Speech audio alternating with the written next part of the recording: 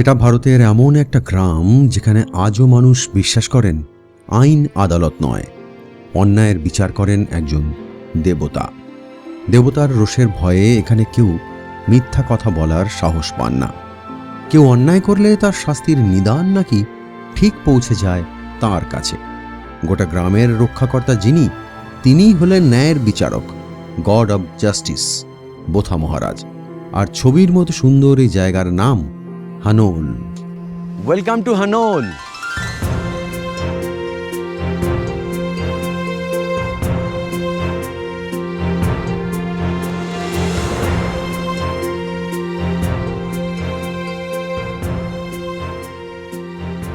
উত্তরাখণ্ড আর হিমাচলের সীমান্তে জৌনসার বাওয়ার সেক্টরের পাহাড়ি এলাকায় লুকিয়ে আছে হাজার হাজার বছরের এক রহস্য ভরা কাহিনী। যে কাহিনীর নায়ক চার ভাই, যাদের এখানকার বাসিন্দারা বসিয়েছেন দেবতার আসনে। চার ভাইয়ের সম্মিলিত রূপ মহাসু দেবতা।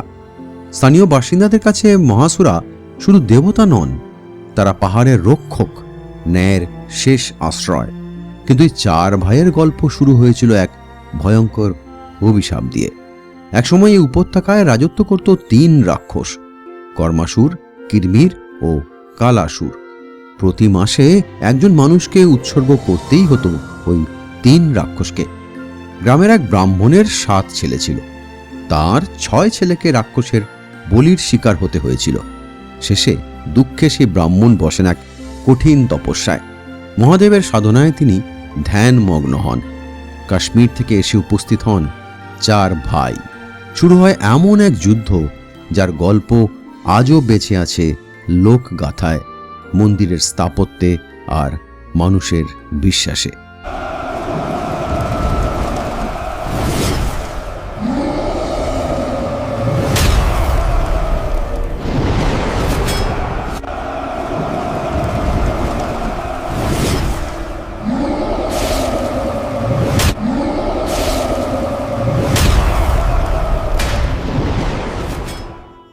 আজ আপনাদের নিয়ে যাব সেই রহস্যময় হানোলে। ঘুরে দেখব প্রায় 1000 বছরের পুরনো কাঠ পাথরের মন্দির। জানব কেন এই দেবতাকে বলা হয় গড অব জাস্টিস। আর খুঁজে দেখব লোকগাথার আড়ালে সত্যিই কি লুকিয়ে আছে ইতিহাস। চলুন শুরু করা যাক আজকের সফর।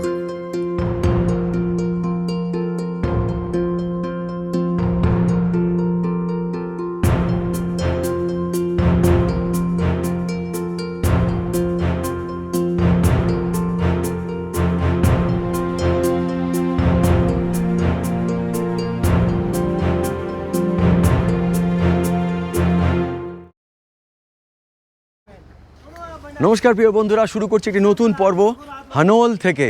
হানোল হচ্ছে দেরাদুন জেলার চাতরা গ্রাম পঞ্চায়েতের অধীনে একটি ছোট্ট গ্রাম। আর যে গ্রামে রয়েছে বোথা মহারাজের মন্দির।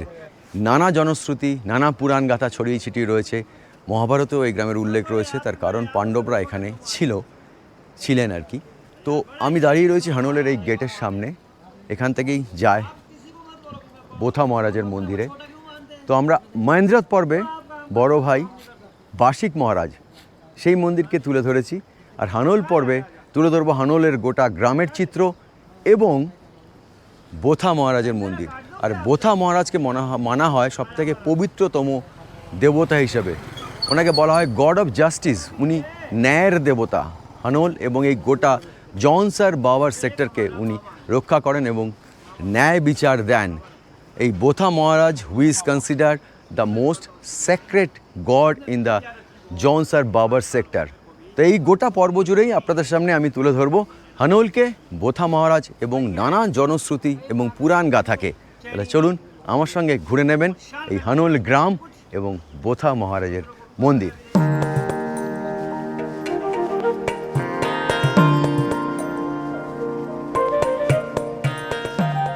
হানোল উত্তরাখণ্ডের দেরাদুন জেলার জৌনসার বাওয়ার অঞ্চলের একটা ছোট্ট পাহাড়ি গ্রাম।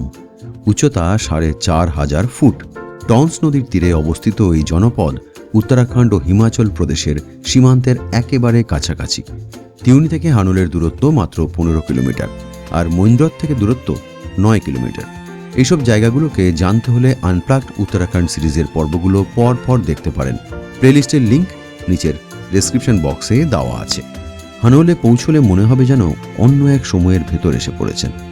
এখানকার বাতাসে পাহাড়ের গন্ধ যেমন আছে, তেমনই আছে বহু শতাব্দীর লোক বিশ্বাসের আবেশ। জৌনসার বাওয়ারকে অনেকেই উত্তরাখণ্ডের সাংস্কৃতিক দ্বীপ বলে অভিহিত করেন, কারণ এই অঞ্চলের ভাষা, লোকাচার, উৎসব, পোশাক, এমনকি সামাজিক রীতিনীতিও গাড়োয়াল বা হুমায়ুনের অন্যান্য এলাকার থেকে অনেকটাই আলাদা।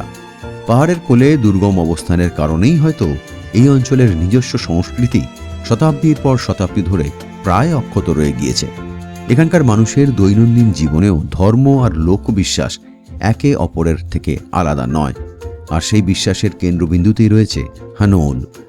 অনেকে এখানে আসেন কাঠ পাথরের মিশ্রণে তৈরি প্রাচীন মন্দির দেখতে, কেউ আসেন মহাসু দেবতার আশীর্বাদ নিতে, আবার কেউ কেউ আসেন শুধু এই পাহাড়ি জনপদের নীরবতা অনুভব করতে। কিন্তু যে কারণেই আসুন না কেন, হানোল আপনাকে বুঝিয়ে দেবে এই জনপদ শুধু একটা পর্যটন কেন্দ্র নয়, এটা এমন এক জায়গা যেখানে ভূগোলের সঙ্গে ইতিহাস, ইতিহাসের সঙ্গে পুরাণ, আর পুরাণের সঙ্গে মানুষের অটুট বিশ্বাস আজও হাত ধরাধরি করে চলে।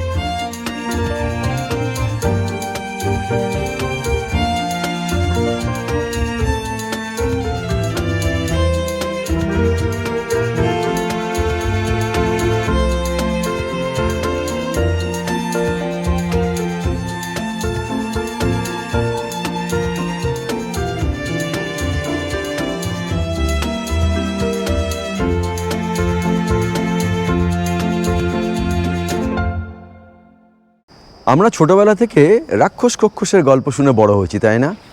আপনারাও তাই। এখনও কিন্তু এখানে এই রাক্ষসের গল্প খুব চলে। মানে এই গোটা জৌনসার বাওয়ার সেক্টর যেটা আর কি, সেখানে কিন্তু এই রাক্ষসের গল্পের হাত ধরেই এই জায়গাগুলোর উত্থান। তাহলে সেই গল্পটা যদি না শোনেন, তাহলে তো আর এই সেক্টরটা ধরে যে কন্টেন্টগুলো আমি বানাচ্ছি, এই সিরিজটা বানাচ্ছি, তার কোনো মানেই থাকে না। তাহলে চলুন, কিরমির রাক্ষস, কর্মাসুর, কালাসুর, এরা কারা? এই রাক্ষসরা কী ধরনের অত্যাচার করত, তাদের হাত থেকে কি করে মুক্তি পেয়েছিল এখানকার মানুষ, সেই গল্পটাও তো শুনতে হবে। না হলে তো এই গোটা সিরিজটা সঠিক হবে না বা ব্যর্থ হয়ে যাবে। ফলে চলুন শুনে নিই রাক্ষসের গল্প। কথিত আছে একটা সময় এই জনপদের নাম ছিল চক্রপুর। সেই সময় এই অঞ্চলে বাস করত 3 অত্যাচারী রাক্ষস, কিরমির, কর্মাসুর এবং কালাসুর। ওই 3 রাক্ষসের অত্যাচারে অতিষ্ঠ হয়ে উঠেছিলেন এলাকার মানুষ। প্রতি মাসে গ্রামের একজন মানুষকে বলি না দিলে নাকি রাক্ষসদের ক্রোধ থেকে কেউ রক্ষা পেত না। সেই গ্রামেরই বাসিন্দা ছিলেন হুনা ভাট নামে এক ব্রাহ্মণ। তার 7 ছেলে ছিল। একে একে 6 জনকেই বলি দিতে হয়েছিল সেই রাক্ষসদের ফরমান মেনে। পুত্রহারা পিতা তার শেষ পুত্র সন্তানকে বাঁচাতে শরণাপন্ন হন মহাদেবের। মহাদেব তাকে কাশ্মীরে বোরাসু দেবতার কাছে যেতে বলেন। ওই ব্রাহ্মণ মহাদেবের নির্দেশ মেনে কাশ্মীরে গিয়ে বোরাসু দেবতার তপস্যায় বসেন। বোরাসু দেবতা হলেন শিবের আরেক রূপ। ওই ব্রাহ্মণের তপস্যায় খুশি হয়ে বোরাসু দেবতা স্বপ্নাদেশ দেন মহাসু দেবতারা ওই রাক্ষসদের হাত থেকে তাঁদের মুক্ত করতে চক্রপুরে আত্মপ্রকাশ করবেন। মহাসু দেবতারা 4 ভাই, বাসিক মহারাজ, বোথা মহারাজ, বাবাসিক মহারাজ এবং চালদা মহারাজ। মহাসু ভাইয়েরা বীর যোদ্ধা, 4 জনেই শিবের অবতার। 4 ভাইয়ের সঙ্গে ভয়ঙ্কর যুদ্ধ হয় 3 রাক্ষসের। শেষে মহাসু ভাইরা বধ করেন 3 রাক্ষসকে। তারপর থেকে শান্তি ফিরে আসে চক্রপুরে, আর 4 ভাই দেবতা হিসেবে পূজিত হতে থাকেন এই জৌনসার ও বাওয়ার এলাকায়।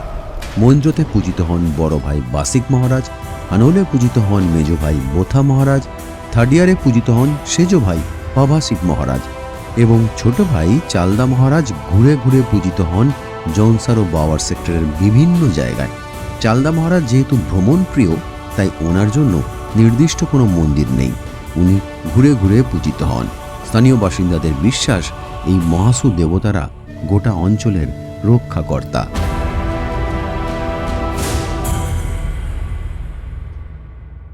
এই যে টন্স নদী, এই টন্স নদীর তীরেই তো গড়ে উঠেছে হানোল, বা ধরুন এই থাডিয়ার, বা ওদিকে রয়েছে মহেন্দ্রাত।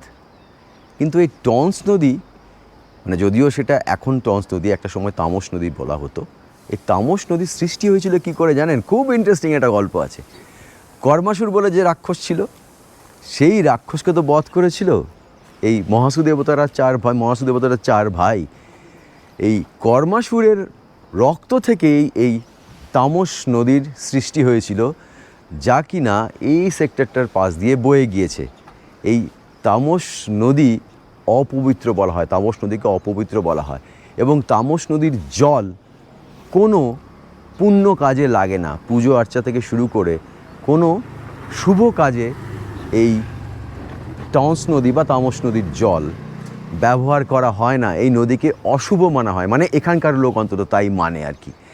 और फिर इधर जो है तमाम राक्षस होते थे। फिर आगे कर्मासुर नाम का राक्षस था, तो कर्मासुर राक्षस को जब मारा, उसके खून से जो नदी बही, तो ये कर्मनाशा नदी जो सामने से बहती है, ये उसके ही खून से बही, तो इस नदी को बोलते हैं अपवित्र है।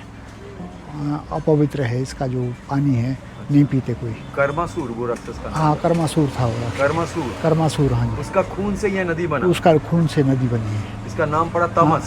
हाँ, तामस से टॉन्स हो गया। टॉन्स हो गया जी। ये तामस नदी तामस से जो अंग्रेजों के टाइम का नाम था तामस, फिर उसको टॉन्स ये बोला तो गया। महाभारत में भी तामस नाम का उल्लेख है। हाँ, तामस नाम का राक्षस है। तामस का मतलब होता है राक्षस, प्रवृत्ति, राक्षस की वृत्ति। এই তামস নদী পরে টন্স হলো ইংরেজরা আসার পরে। ইংরেজরা তামস নদীকে টন্স বলতে শুরু করলো, তারপর এখন সেটা টন্স হয়ে উঠেছে। ইন্টারেস্টিং কাহিনী না? এই গোটা এলাকাটা জুড়ে এরকম নানান ইন্টারেস্টিং কাহিনী ছড়িয়ে আছে। শুধু আমার এই সিরিজটার হাত ধরে আপনি আমার গল্পগুলো একটু ধৈর্য ধরে শুনুন।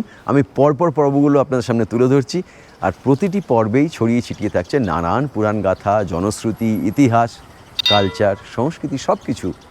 তাহলে শুনতে থাকুন আর দেখতে থাকুন। এই হানল যে জায়গাটা, এই জায়গাটার নাম কিন্তু একটা সময় ছিল চক্রপুর, কিন্তু চক্রপুর থেকে কি করে হানল হয়ে উঠলো তারও তো একটা গল্প আছে নাকি, সেটাও তো জানতে হবে। তাহলে চলুন শুনে নিই চক্রপুর থেকে কিভাবে হানল হলো। চক্রপুর থেকে হানল নামকরণ কেন হলো, তাই তো? সেটাও বেশ ইন্টারেস্টিং। মহাসু ভাইদের রাক্ষস বধের গল্প তো শুনলেন, কিন্তু এই চক্রপুর মানে অধুনা হানলে চার মহাসু ভাইয়ের আত্মপ্রকাশের গল্পের মধ্যেই লুকিয়ে আছে সেই সত্য, মানে নামকরণের কাহিনী। বোরাসু দেবতা হুনা ভাটকে স্বপ্নাদেশ দিয়েছিলেন নির্দিষ্ট তিথি মেনে তার জমিতে হাল চালালে মাটির বুক চিরে আত্মপ্রকাশ করবেন চার ভাই। কিন্তু মানুষ তো মানুষই, তাই ভুলও হয়ে যায়। হুনা ভাট তিথি অনুযায়ী সময়ের সামান্য হেরফের করে ফেলেছিলেন। লাঙলের ফলা গিয়ে লাগে আত্মপ্রকাশ করতে থাকা দেবতাদের শরীরে। মেজ ভাই বোথা মহারাজের পায়ে আঘাত লাগে, তিনি আর চলতে পারেননি। সেই থেকেই তার স্থায়ী আসন এই হানল। বড় ভাই বাসিক মহারাজের চোখে আঘাত লাগে, তিনি অন্ধ হয়ে যান, তিনি মৈন্দ্রতে পূজিত হন। সেজ ভাই পাবাসিক মহারাজের কানে আঘাত লাগে, তিনি শ্রবণ শক্তি হারান এবং পূজিত হন থার্ড ইয়ারে। একমাত্র ছোট ভাই চালদা মহারাজ অক্ষত অবস্থায় আত্মপ্রকাশ করেন, তাই তিনি ভ্রমণ প্রিয়, এক জায়গায় স্থায়ীভাবে বাস করতে চাননি, ঘুরে ঘুরে পূজিত হন। যেহেতু হুনাভাট নামে এই ব্রাহ্মণের তপস্যা ও সাধনায় মহাসু দেবতারা আত্মপ্রকাশ করেছিলেন, তাই তার নাম অনুসারে চক্রপুরের নাম হয়ে যায় হুনা। হুনা থেকে হানো, হানো থেকে হানল। পুরাণ কাহিনী কোনো যুক্তি তর্ক মানে না, তাই অযথা কাহিনীর পিছনে লজিক খুঁজতে যাওয়া মানে গল্প শোনার আনন্দটাই মাটি।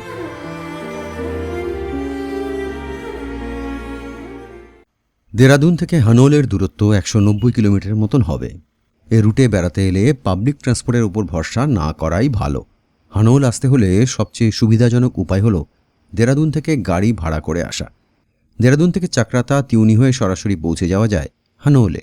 পাবলিক ট্রান্সপোর্টের ব্যবস্থা এখানে খুবই সীমিত এবং নিয়মিত নয়, তাই বাসে বা অন্য কোনো গণপরিবহনে এলে একাধিকবার গাড়ি বদলাতে হতে পারে। ফলে সময় এবং ঝামেলা দুটোই কমাতে দেরাদুন থেকেই গাড়ি ভাড়া করে হানল আসাটাই সবচেয়ে ভালো উপায়। এবার আসি হানলে থাকার বিষয়টিতে। হানলে বেশ কিছু থাকার জায়গা আছে, তবে 3 তারা 5 তারা মানের হোটেল বা রিসর্ট এখানে নেই। মোটামুটি 1,5-2 হাজার টাকার মধ্যে বাতানুকূল রুম পেয়ে যাবেন। আমরা উঠেছিলাম হোটেল রাজগুরুতে, এখানে খাওয়ার ব্যবস্থাও আছে, কিচেনে অর্ডার দিলে খাবার বানিয়ে দেয়। হানলে 2 দিন থাকবো একদম আরামসে, ঠিক আছে? এখানে বোথা মহারাজের মন্দির আছে, দেখবো, টন্স নদী আছে।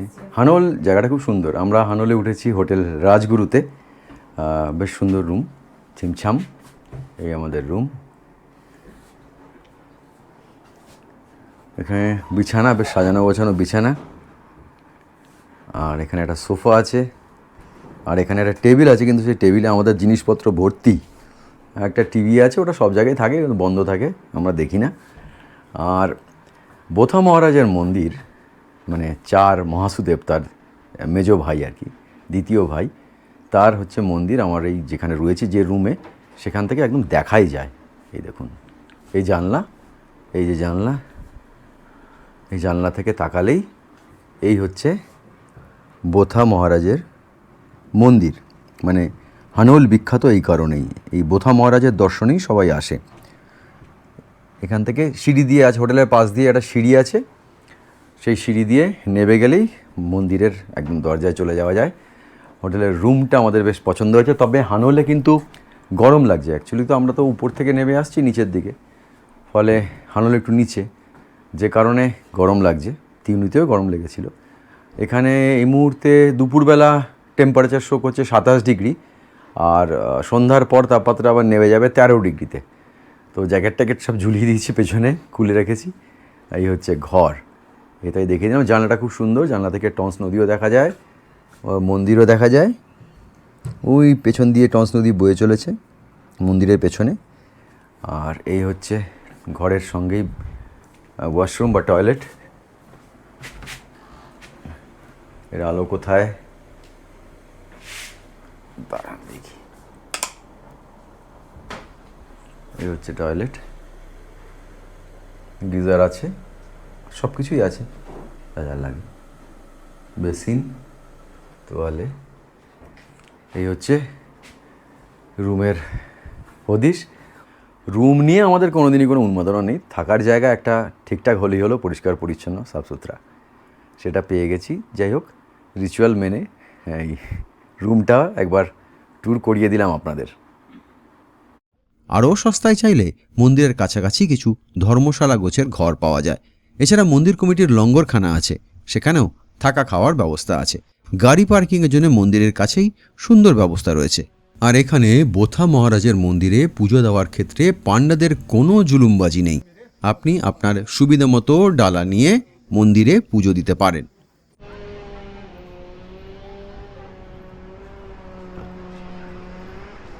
এই মন্দিরের রাস্তা,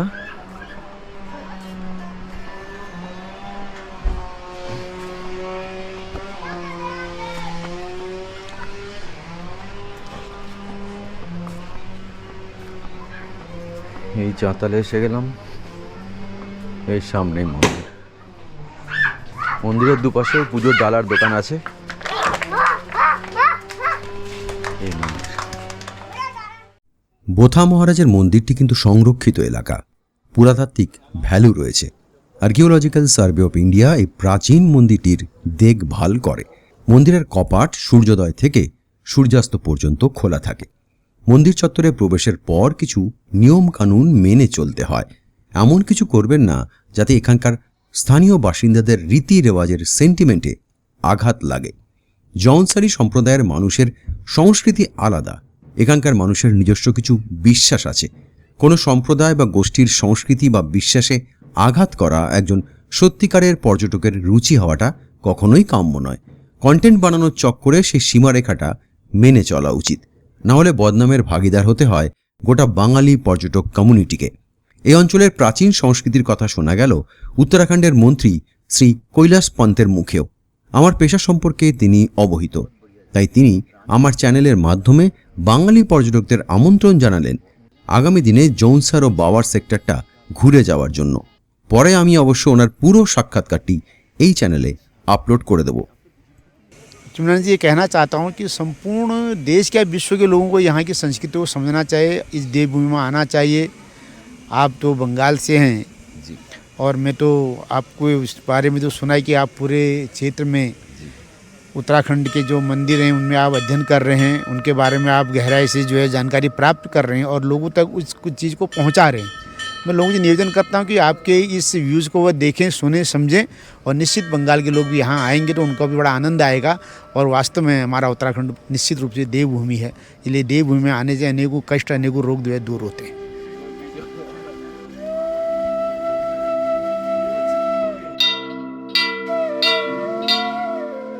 আমার পেছনে দেখতে পাচ্ছেন বোথা মহারাজের মন্দির। তার মানে আমরা এই মুহূর্তে পৌঁছে গিয়েছি এই জনসার বাবার সেক্টরের সব থেকে সেক্রেট প্লেসে। কারণ বোথা মহারাজকে সব থেকে পবিত্রতম মানা হয়। জনসার এবং বাবার সেক্টরের মানুষরা এখানে আসেন তাদের নানান দাবি দাওয়া এবং বাসনা নিয়ে বা মনোকামনা নিয়ে। গড অফ জাস্টিস বলা হয় এই বোথা মহারাজকে। আমি আগেই বলেছি, এই আমার পরপর এপিসোডগুলোয় ঘুরে ফিরেই এই দেবতার কথা আসছে। সেটা হচ্ছে যে এই যে মহাসু দেবতারা চার ভাই, তার মধ্যে এক ভাই যে চালদা মহারাজকে ভ্রমণপ্রিয়, সে বিভিন্ন জায়গায় ঘুরে ঘুরে বেড়ান, তার পুজো বিভিন্ন জায়গায় হয়। বাকি 3 ভাই, এক ভাই মহেন্দ্রাতে আছেন, এক ভাই এই হানোলে আছেন, আর এক ভাই থাডিয়ারে আছেন। আমি প্রত্যেকটি মন্দিরই আপনাদের সামনে তুলে ধরছি, কিন্তু এই মুহূর্তে এই পর্বে আপনাদের দেখাচ্ছি হানোল। আর হানোল হচ্ছে বিখ্যাত এই বোথা মহারাজের মন্দিরের জন্য। আর বোথা মহারাজ হচ্ছে মহাসু দেবতাদের 4 ভাইয়ের দ্বিতীয় ভাই। ফলে এই পুণ্যভূমিতে দাঁড়িয়ে আমাদের সবার মনোকামনা পূর্ণ হোক, আপনাদেরও মনোকামনা পূর্ণ হোক, এবং আপনারাও কোনো অন্যায়ের বিরুদ্ধে যদি রুখে দাঁড়ান তার যেন ন্যায় বিচার পান, এই কামনাই করি বোথা মহারাজের কাছে। কারণ বোথা মহারাজকে বলা হয় ন্যায়ের দেবতা, গড অফ জাস্টিস। এখানকার মানুষ তার প্রতিকার পেতে, অন্যায়ের বিরুদ্ধে কোনো প্রতিকার পেতে এই বোথা মহারাজের কাছেই ছুটে আসেন। বিকেলের সোনালি আলোয় ভাসছে বোথা মহারাজের মন্দির ও মন্দির চত্বর। পুজোর ডালা নিয়ে আমরা দিব্যি পুজো দিলাম। ভিড় বা ধাক্কাধাক্কি নেই। স্থানীয় কিছু মানুষ পুজো দিতে এসেছিলেন। সুদূর বাংলার প্রতিনিধি বলতে আমরা 3 জন।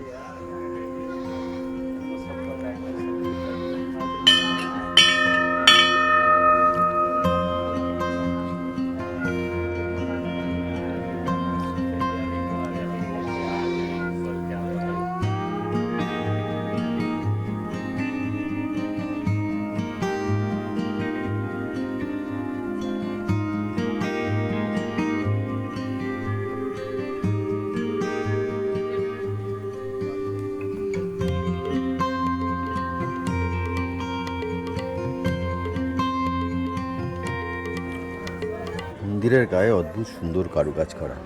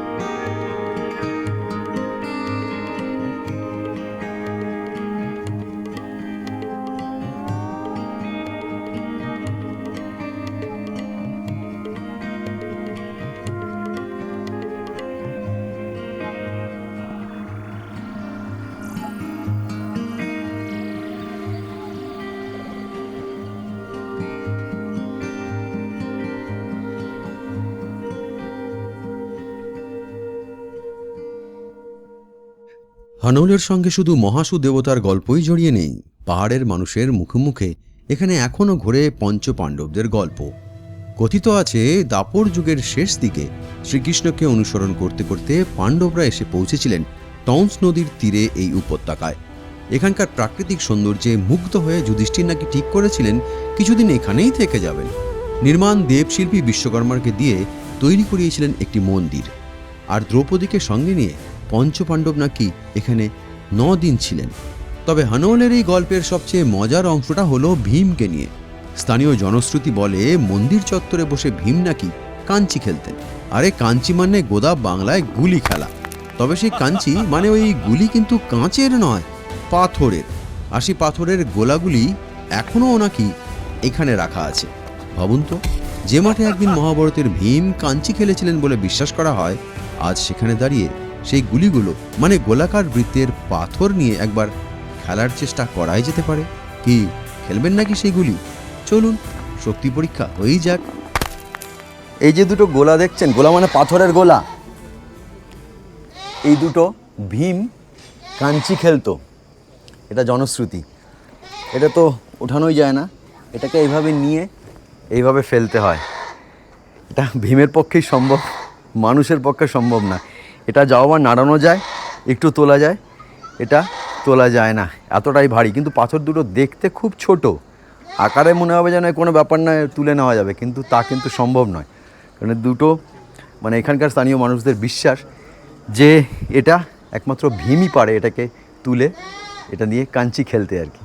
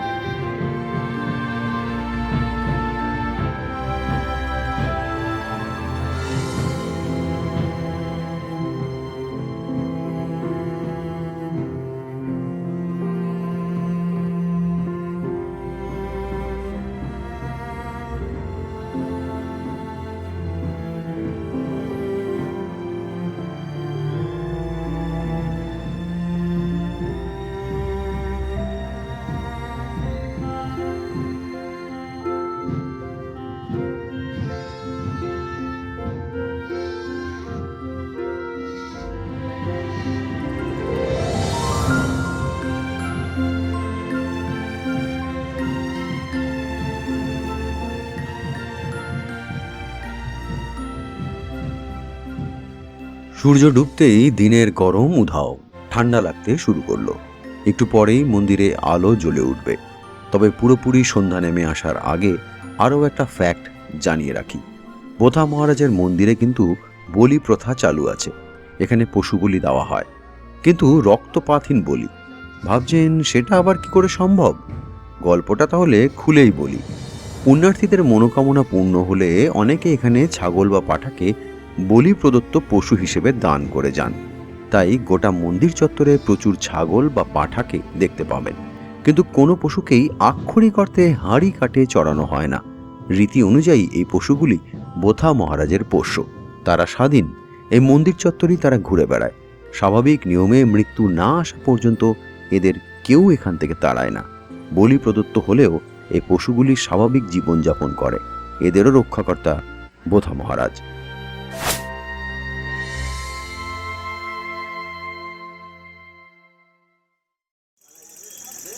রাতের অন্ধকারে মন্দিরে আলো জ্বলে উঠেছে, সৌরবিদ্যুতের আলো, সোলার প্যানেল বসানো রয়েছে। তো চলো একবার চলুন দেখে নিই যে অন্ধকারে মন্দির যখন আলো জ্বলে মন্দিরে তখন মন্দির কেমন লাগে।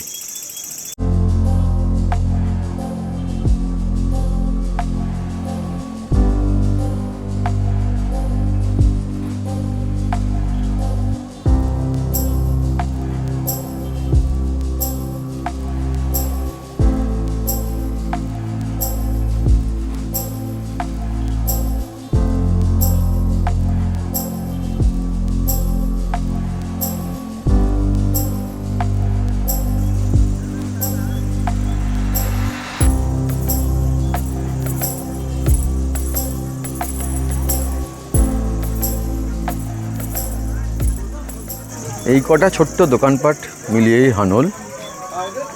এই ওষুধের দোকান টোকান আছে, আর এখানে কিছু ছোট রেস্তোরাঁ, মানে ছোট ছোট ছোট চা, কফি, ম্যাগি, নুডলস, আলুর পরোটা, মোমো, এগুলো সব পেয়ে যাবেন। মানে মোটামুটি খাবার দাবার আর কি।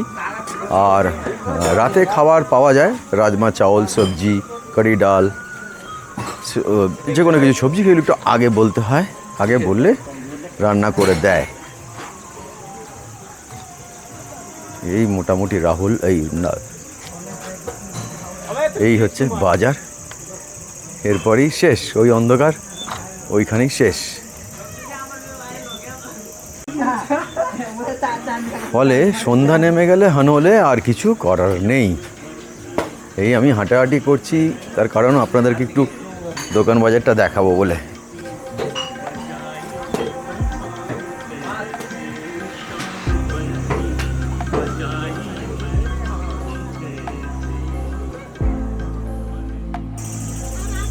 আর এই যে স্ট্রিট লাইট যেগুলো জ্বলছে সবই কিন্তু সোলার প্যানেলে জ্বলে। এখানে প্রচুর সোলার প্যানেল বসানো আছে, সেখান থেকে বিদ্যুৎ তৈরি হয় এবং আলোগুলো জ্বলে।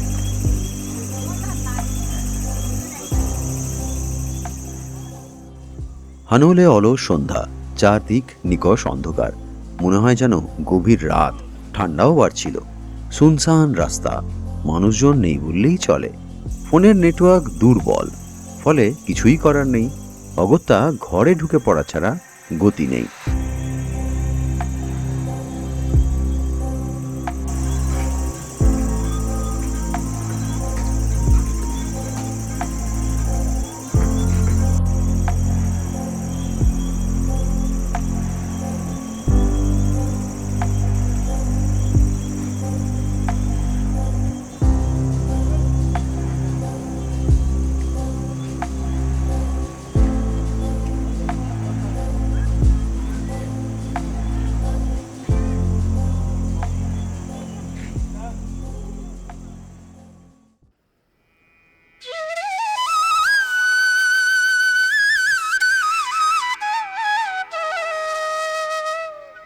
হানলের সকালটা বড় সুন্দর, তবে আমার মতে মিঠে শব্দটা বোধ হয় এক্ষেত্রে সঠিক হবে।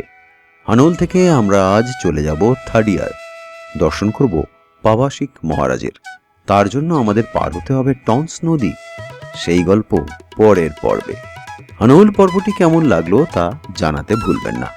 আর একটা কথা, এই পর্বটি যদি ভালো লেগে থাকে তাহলে চ্যানেলটি সাবস্ক্রাইব করে পাশের বেল আইকনটি প্রেস করে নোটিফিকেশন সেটিংস অন করতে ভুলবেন না। উৎসাহ দিতে ফ্রিতে একটি লাইকও দিতে পারেন। আর যদি আপনার মন ও হৃদয়কে ছুঁয়ে থাকতে পারি তাহলে আপনার সাধ্যমতো এই চ্যানেলটির পাশে দাঁড়াতে পারেন। স্ক্যানার দিয়ে রাখলাম, ইচ্ছে হলে নিতে পারেন চ্যানেলের মেম্বারশিপও, লিংক নিচে দেওয়াই আছে। আমার কোনো দাবি নেই, কিন্তু আপনারা প্রত্যেকেই জানেন যে এই ধরনের ট্রাভেল কন্টেন্ট তৈরি করাটা যথেষ্ট ব্যয় সাপেক্ষ। তাই আপনাদের সহযোগিতা ও ভালোবাসাকে পাথেয় করি আগামী দিনে পথ চলতে চাই। সবাই ভালো থাকুন, আবার দেখা হবে নতুন জায়গায় নতুন পথে। টাটা।